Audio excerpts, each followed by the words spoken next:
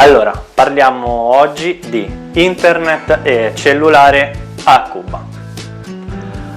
Vi possiamo consigliare diverse opzioni. La prima è quella di buttare completamente la vostra linea estera e godere di un'avventura libera dalla connessione. Ma se invece ne avreste proprio bisogno, un po' come noi che stiamo caricando questi video proprio qui da Cuba, allora potete semplicemente disattivarla e dotarvi di una linea cubana. Quindi importante, prima di salire sull'aereo disattivate i dati cellulari, il roaming internazionale e qualsiasi download automatico. Uno, perché non è detto che la vostra linea funzioni, e anche se funzionasse avrebbe dei costi veramente inaccessibili. Potrete invece molto più semplicemente, prima di partire, prenotare online attraverso diversi siti o applicazioni una SIM turista, proprio una linea pensata e dedicata a chi viene qui per motivi di turismo. Dura 30 giorni, include 100 minuti e 100 sms sul suolo nazionale e include però ulteriori 6 giga che potrete ricaricare al costo di 10 giga per 20 o 25 euro. La SIM scade dopo 30 giorni e eventualmente ne dovrete poi prenotare altre. Quando effettuerete la prenotazione vi arriverà subito per email o sul cellulare, a seconda della modalità scelta, un codice, e con questo potrete ritirare la vostra SIM direttamente all'aeroporto José Martí di La Habana oppure in qualsiasi ufficio Texa, sempre la compagnia nazionale cubana. Per tutte le chiamate o videochiamate che sono estremamente fluide, usate WhatsApp.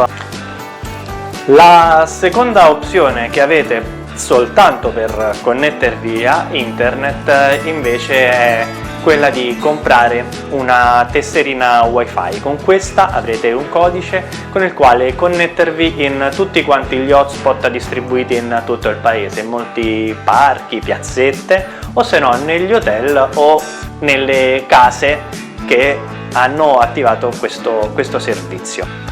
Il costo in questo caso è di circa €1 per un'oretta di connessione. Potete comprare questa tesserina negli stessi hotel, nei centri Texa o anche per strada, anche se avrà sicuramente un piccolo sovraccosto.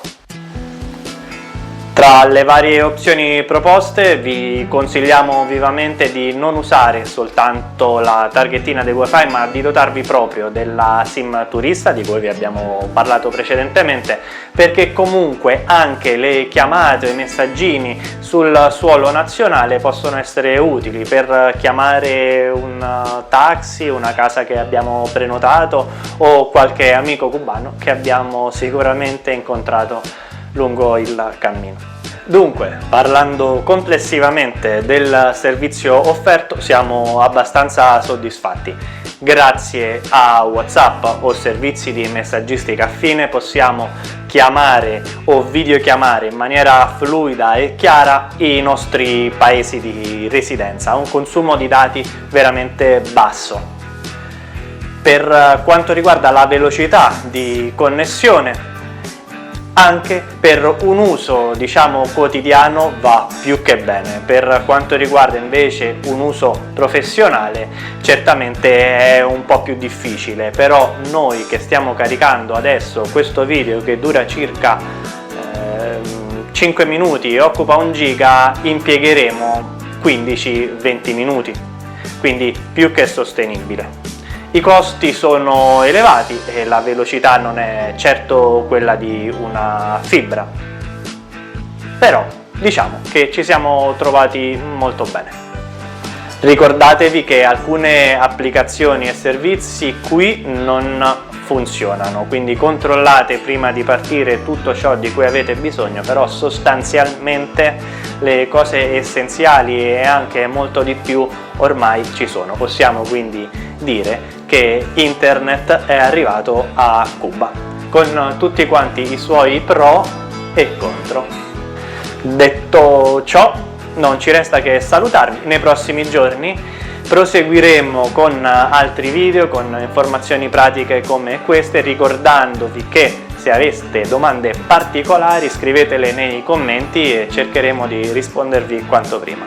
Un saluto da Cuba.